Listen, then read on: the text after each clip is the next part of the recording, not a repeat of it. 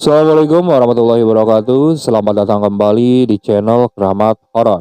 Kali ini saya akan menceritakan sebuah pengalaman dari salah seorang narasumber. Si narasumber kali ini dia pernah bekerja di salah satu mall yang berada di kota P, dan dia pernah mengalami kejadian yang sangat menyeramkan. Bahkan tidak dia juga, salah satu temannya juga harus mengalami kejadian yang cukup menakutkan. Bagaimana kisahnya? Simak terus videonya sampai selesai. Dan seperti biasa, sebelum mulai ke ceritanya, alangkah baiknya kalian santai dulu saja diri kalian. Siapkan kopi, siapkan cemilan supaya saat mendengarkannya lebih santai. Kalau sudah, kita mulai saja ke ceritanya.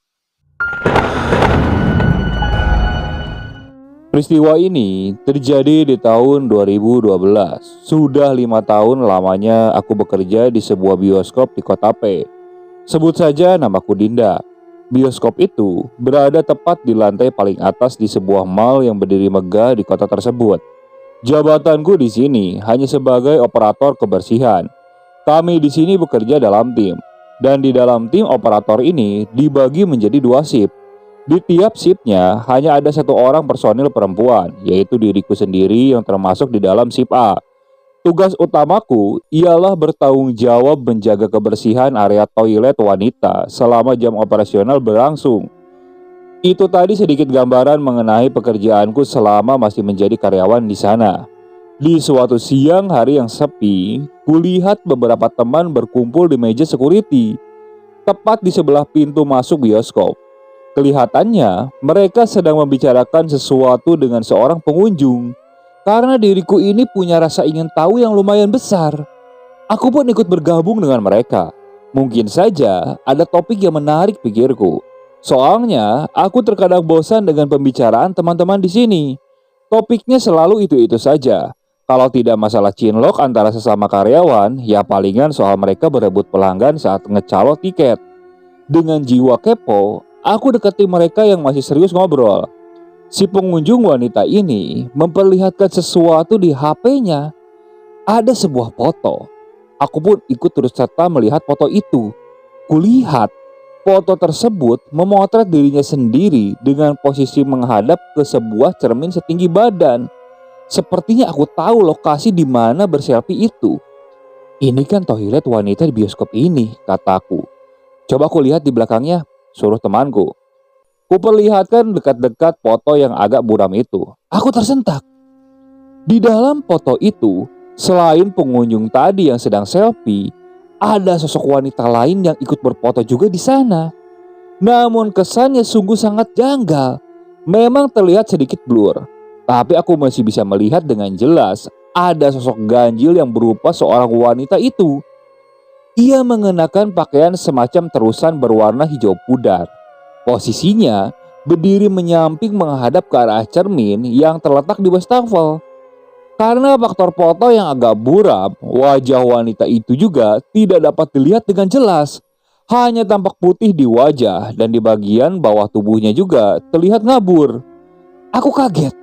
Baru sekali ini aku lihat foto yang kata mereka adalah sebuah penampakan di tempat kerjaku.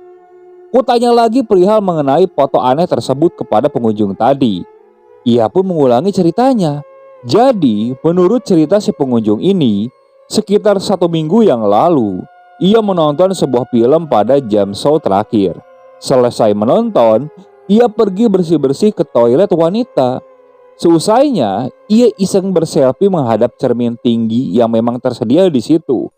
Saat dicek hasilnya, belum dilihat ada sesuatu yang tampak aneh.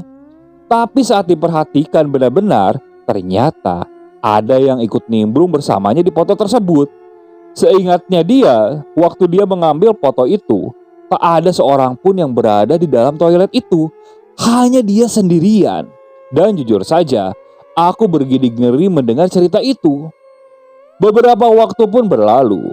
Hari ini berganti shift kami yang bertugas di sore hari sampai malam berikutnya. Sudah hampir pukul 10 malam, artinya sebentar lagi loket akan tutup dan jam show terakhir pun sudah dimulai sekian menit yang lalu. Pengunjung terbilang sepi malam ini. Mungkin dikarenakan faktor cuaca, karena saat ini gerimis sedang turun dengan syahdunya di luar sana. Seperti hari-hari kerja biasanya, sebelum jam operasional terakhir, aku selalu memeriksa lagi area toilet wanita. Nantinya akan sedikit kubersihkan sembari mengumpulkan sampah di dalamnya untuk kubuang esok harinya. Dari arah luar pintu toilet, ku dengar ada suara air yang sepertinya mengucur keras. Mungkin ada pengunjung yang memutar keran di wastafel hingga penuh. Padahal kalau diputar sedikit saja, air yang akan keluar juga cukup deras. Pak manajer memang pernah mengingatkan kepada kami untuk bersikap agresif jika ada pengunjung yang bertingkah menyeleneh. Jadinya, aku pun berniat untuk menegur si pengunjung yang ada di dalam toilet tersebut. Kubuka pintu toilet dengan keras. Kulihat ada seorang wanita sedang menyuci wajahnya di wastafel itu. Air itu membanjiri lantai yang keluar dengan kerasnya di keran wastafel tersebut. Mendadak saja, tubuhku ini tidak bisa digerakkan. Tubuhku kaku, dan aku sadar kalau diriku ini sedang melihat dia. Aku melihat dia, melihat wanita misterius yang sama seperti kulihat di foto tempo hari. Rambut panjang terurai dan baju hijau yang dipakainya semakin meyakinkanku kalau dia adalah sosok wanita tersebut. Dan wanita itu masih saja asik mencuci wajahnya. Posisinya berdiri membelakangi diriku, karena letak wastafelnya memang berhadapan dengan pintu masuk toilet. Aku gemetar ketakutan, tapi aku tetap diam mematung. Ingin sekali aku kabur, tapi kakiku ini terasa berat untuk melangkah. Mungkin aku dipaksa untuk melihat sosoknya tersebut. Kuperhatikan bagian badannya. Baju terusan berwarna hijau itu dipenuhi bercak bekas tanah yang mengering, dan tubuhnya hanya terlihat sampai bagian pinggang saja. Tak ada kaki di situ, ia menggantung. Di situ, aku langsung berdoa sebisa mungkin. Air mata mengucur cukup deras. Ia menghentikan aksinya mencuci muka.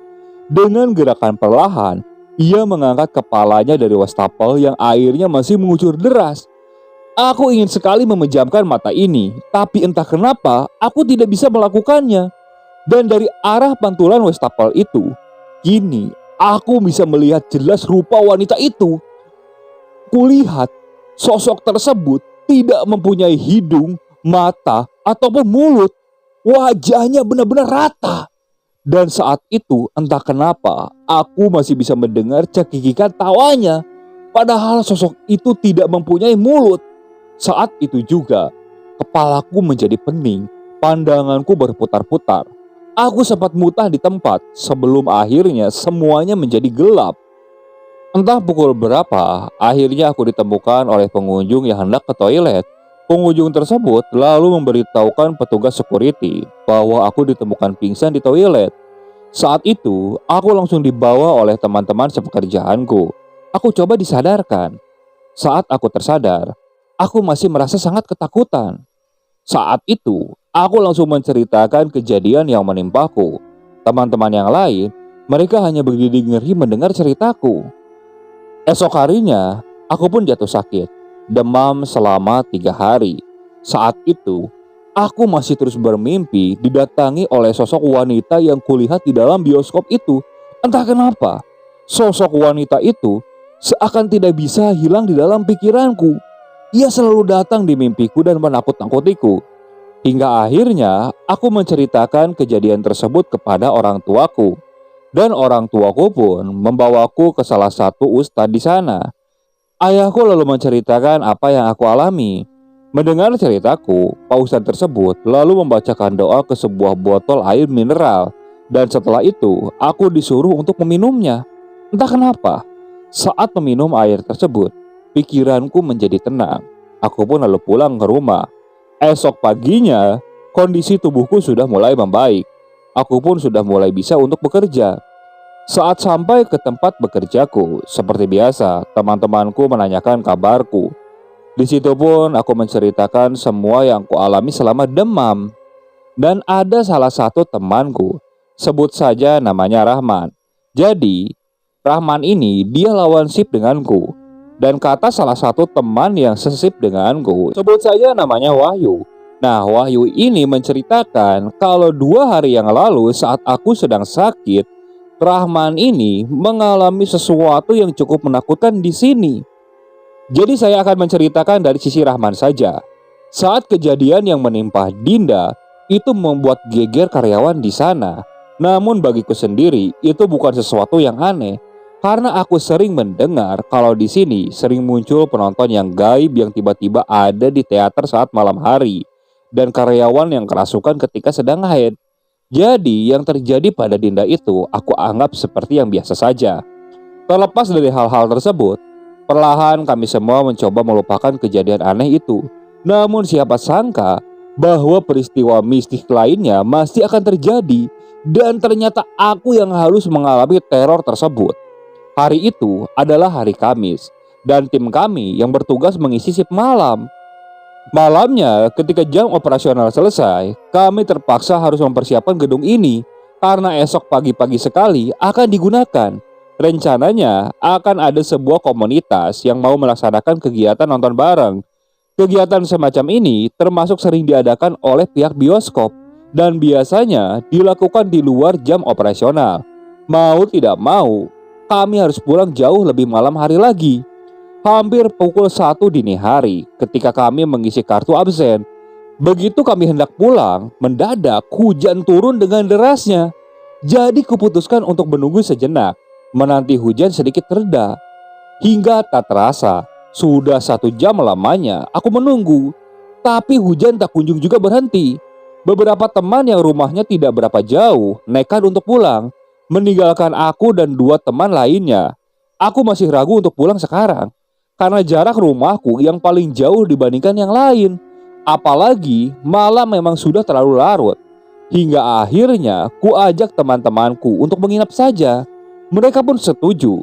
Sebelum ini kami memang pernah tidur di sini, walaupun tidak sering-sering amat. Selain aku dan 2 teman yang lain, ada juga operator film dan seorang security yang ikut menginap malam ini. Mengingat suasana bioskop yang lumayan angker di saat malam, kami memilih untuk tidur di lantai 2 saja. Lantai 2 ini merupakan ruang kerja khusus untuk operator yang memutar film. Ruangannya lumayan luas, ada beberapa kasur tersedia di sana dan juga sebuah kamar mandi. Kami menggelar kasur tak jauh dari tangga yang menghubungkan lantai 1 ke lantai 2 ini. Ya, tangga yang kami gunakan ini untuk naik tadi. Tak berapa lama, kulihat teman-teman sudah tertidur pulas. Jelas mereka sangat kelelahan karena harus bekerja ekstra tadi. Hujan masih turun dengan derasnya. Sesekali guntur gemuruh di luar sana. Mata ini semakin terasa berat. Hingga tak kuasa aku menahan kantuk ini, dan akhirnya aku pun terlelap. Hingga entah pukul berapa, aku mendengar suara.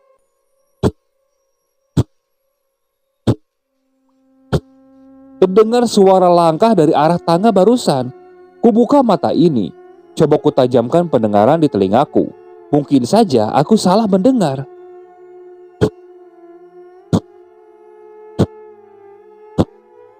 Suara itu ada lagi dan lagi. Suara langkah kaki seseorang yang sedang berjalan ke tangga. Tapi kedengarannya kalau seseorang itu sedang turun naik tangga ini. Sebagai informasi, tangga penghubung ini memiliki bentuk memutar dan terbuat dari besi. Jadi tentu saja dalam suasana yang sepi seperti sekarang, suara langkah kaki yang terdengar pelan pun masih terdengar cukup jelas. Ketika saja aku langsung terjaga. Langkah-langkah itu sepertinya bergerak semakin cepat. Kuperiksa teman-teman yang tidur di sebelahku. Mereka semua masih terlelap di sana. Lagi-lagi suara itu mengagetkanku. Mulai kusadari, mungkin hanya aku yang terbangun karena suara tersebut. Ini aneh. Rambut di tengkukku berdiri. Hawa di badan ini mendadak menjadi dingin sekali. Sayup-sayup terdengar suara anak kecil dari arah tangga tersebut.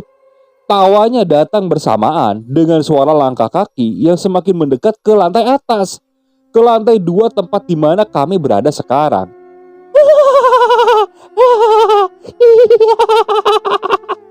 Dua bocah ini muncul dari tangga besi tersebut. Jelas mereka berdua inilah yang membuat suara keributan itu.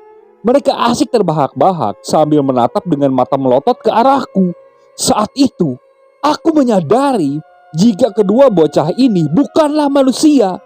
Bentuk rupa mereka begitu mengerikan. Keduanya berkulit legam seperti arang yang gosong. Mata mereka mencuat keluar berwarna merah. Bibir mereka berbentuk terbalik, sungguh tak lazim.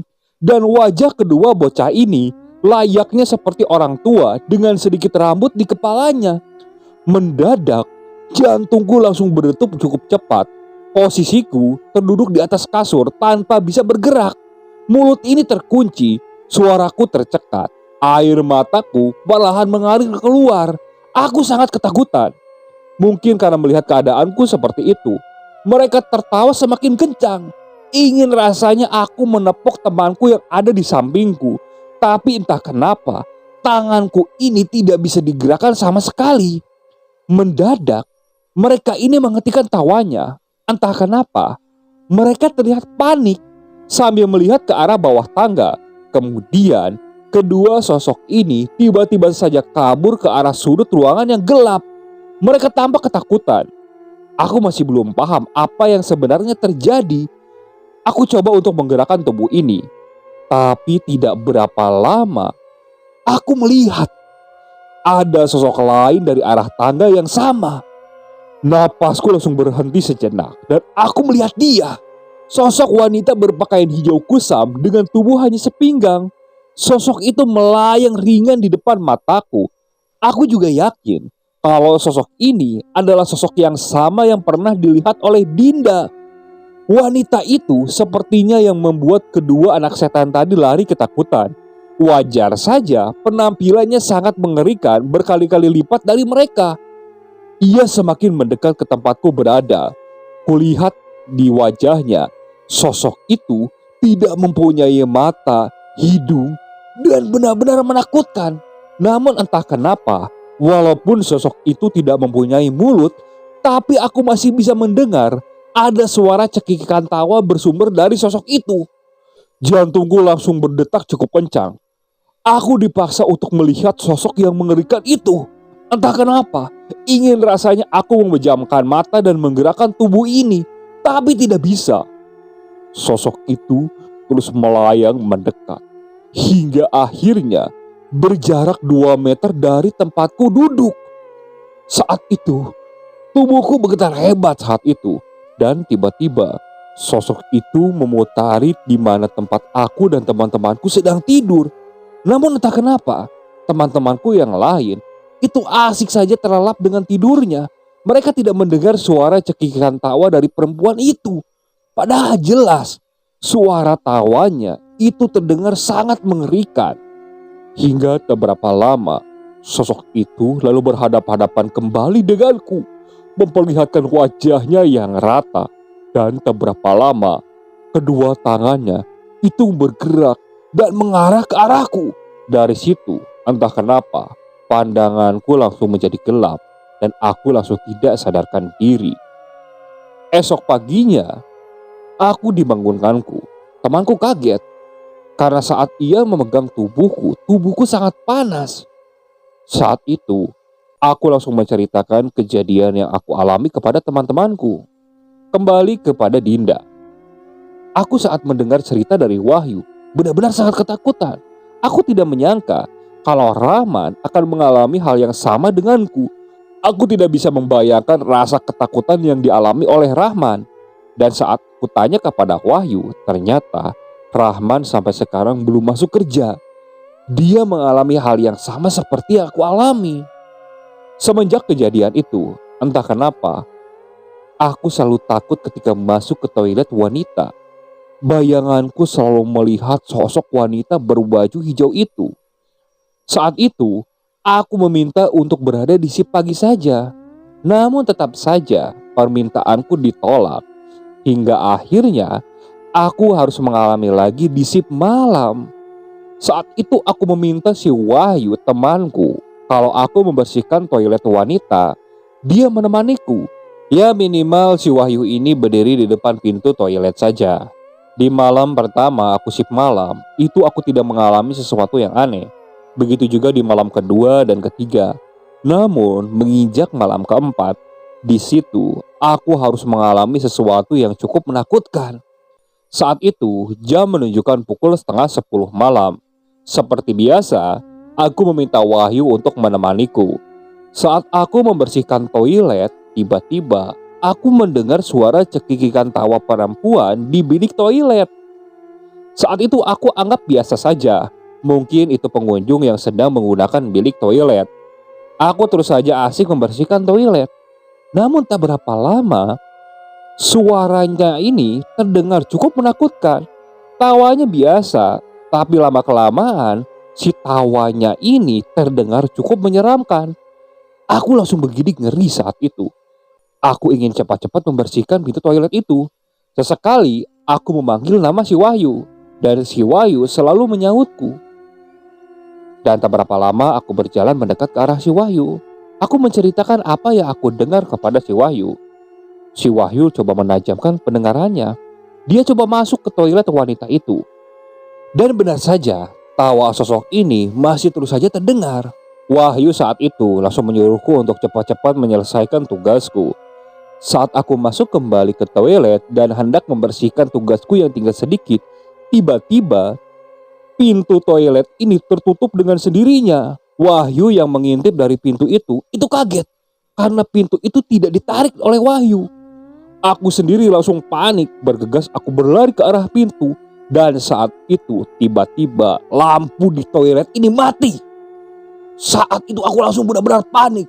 Aku berteriak-teriak sambil menggedor-gedor pintu. Wahyu, Wahyu, Wahyu tolong, Wahyu, Wahyu tolong.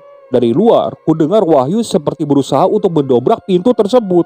Dalam keadaan takut dan panik, tiba-tiba aku mendengar pintu bilik toilet ini seperti terbuka. Jantungku seakan berhenti berdetak saat itu. Dan aku tidak mendengar suara langkah. Aku coba menoleh perlahan ke belakang. Saat itu, suasana benar-benar gelap.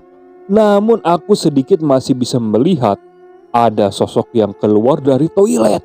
Namun anehnya, aku tidak melihat sosok itu memiliki kaki.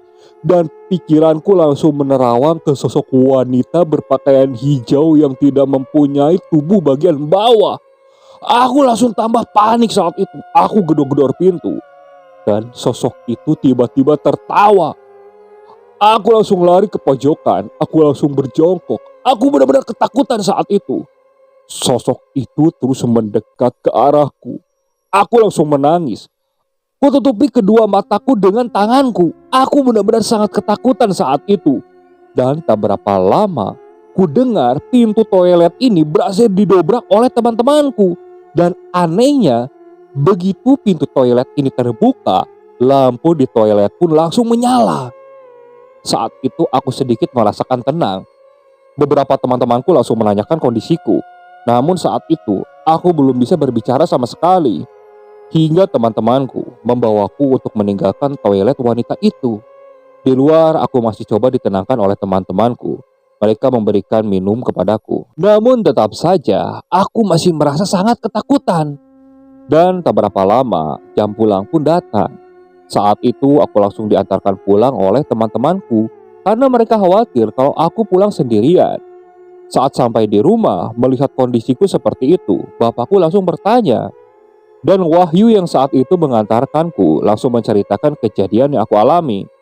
Bapakku hanya menghela napas panjang. Malam itu aku beristirahat ditemani oleh ibuku karena aku sangat ketakutan. Entah kenapa aku takut sosok wanita itu muncul kembali di mimpiku atau bahkan menggangguku saat aku tidur. Itu yang terlintas di kepalaku. Hingga esok pun tiba. Dan saat itu bapakku menyarankan supaya aku berhenti kerja saja. Karena khawatir dengan kondisiku, apalagi sebentar lagi aku akan melaksanakan pernikahan. Aku pikir-pikir lagi, memang iya. Kalau aku terus bekerja di sana, aku akan terus dibayangi oleh sosok wanita tanpa tubuh bagian bawah itu. Jadi aku langsung memutuskan untuk resign hari itu juga. Teman-temanku sempat mempertanyakan, namun mereka mengerti dengan kondisiku seperti apa. Hingga akhirnya aku berhenti bekerja di sana. Namun tetap saja, pengalaman bekerja di sana itu benar-benar membekas di ingatanku. Apalagi ketika aku sempat bermain ke sana saat masuk ke toilet, aku masih merasakan kengerian di sana. Sosok wanita tanpa tubuh bagian bawah sering melintas di pikiranku. Oke, sekian untuk cerita kali ini. Saya mohon maaf apabila masih banyak kekurangan dalam pembawaan ceritanya. Kritik dan sarannya silahkan kalian bisa cantumkan di kolom komentar. Tak lupa, saya juga ucapkan banyak terima kasih kepada narasumber dan penonton yang terus setia mengikuti cerita dari channel Keramat Horor ini. Semoga kalian selalu diberikan kesehatan, dilancarkan rezekinya, dan dijauhkan dari musibah. Terus ikuti cerita-cerita yang dibawakan oleh channel Keramat Horor ini. Assalamualaikum warahmatullahi wabarakatuh.